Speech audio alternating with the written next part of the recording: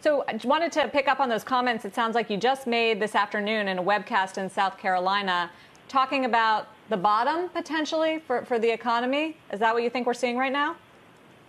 Well, what I was saying is we shut down the economy about 7 weeks ago, and you see a lot of states, including South Carolina, at the brink of bringing people back. So it's not surprising that if you looked at data as of today, you'd see it about as low as it's going to go. We'll be bringing people back to work and hopefully eventually people back to stores and the like in the coming weeks and months, and I would expect the data to go up from here.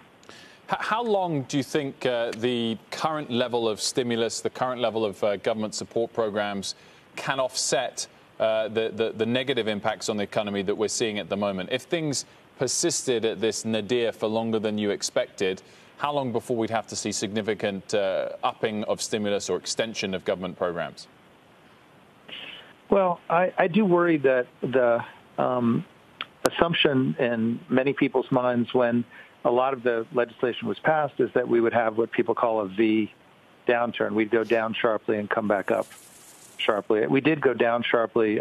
I just fear it's going to take a while for consumers and personal interaction businesses in particular to get comfortable interacting again. So I think the comeback is going to be slower, and that does mean we're going to have individuals and small businesses, in need of some help. What we then do about it, I turn that back to the Congress, but I do think we're going to have individuals and businesses that aren't going to just bounce back to where they were before the downturn as quickly as we might have hoped a couple months ago. What type of time frame are you looking at? Months? Years? How long is this recession going to last? Well, it depends very much on the sector you're in. I think there are sectors that come back faster. There are sectors that are just fine still. I talked to someone who's a cyber advisor today, and their business is still working great. But I think in a lot of sectors, and in particular, it's the ones that require personal interaction to get a sale done. I just think it's going to take a while for consumers to be confident enough to come back and interact at scale personally. When we look at weekly jobless claims, again, a number above 3 million, and yet we're now in the month of May, or almost the middle of May. And the PPP program, for example, has been in action for quite some time, and many, many businesses should have got their loans and their dollars over a month ago. Does that concern you that the programs, as designed, perhaps aren't really working?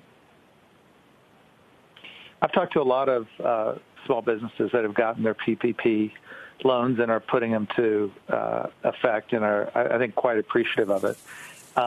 And as you can tell, there's just a big queue to get those loans out. And so as best as I can tell, the money is going out. People are just very focused on where do you go from here.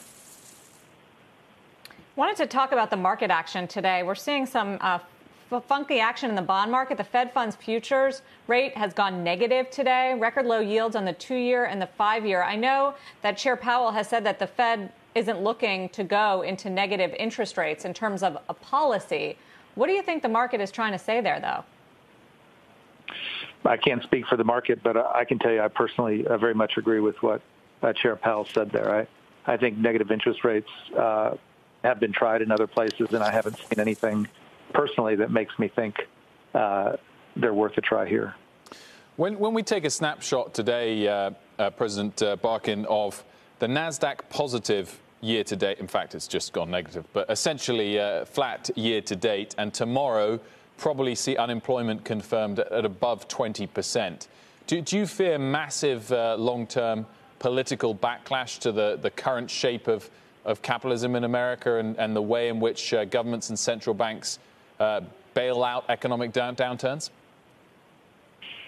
I just think this is a different downturn than the one we saw 13 years ago, 12 years ago, where we saw the bailout noise. I don't think this is about bailouts. This is about a health crisis, and a health crisis that we've decided we're going to try to handle through social distancing. And social distancing creates issues with a set of businesses who didn't necessarily commit any sins. They're shutting down so that hospitals have capacity. It just feels to me like a very different conversation than the one you just put on the table. And so I'm hopeful that we're going to get through this and get to the other side. And I'm hopeful that people in this country will align with how those in leadership have chosen to handle this at states and otherwise. South Carolina, as you mentioned earlier, was one of the first states to reopen end of April with retail. What have you heard anecdotally or talking to some of the members, and what have you seen in terms of early indications of how fast that activity is coming back?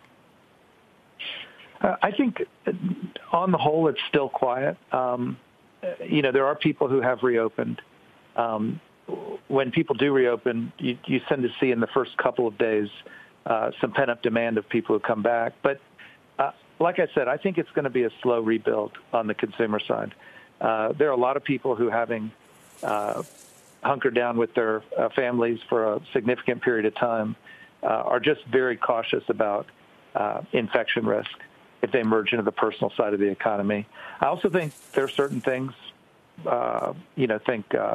grocery delivery, that if you try them, you might actually want to do them again. And so I just think people are just going to be cautious coming back. And so I see a slow rebuild on the consumer side. For perspective, I've seen some shopper track data that suggests that 3 months after they closed, China, South Korea, after they reopened, are still 40+% down from where they were. And that just underlines, I think, the challenges of getting consumers to get back into the marketplace at scale.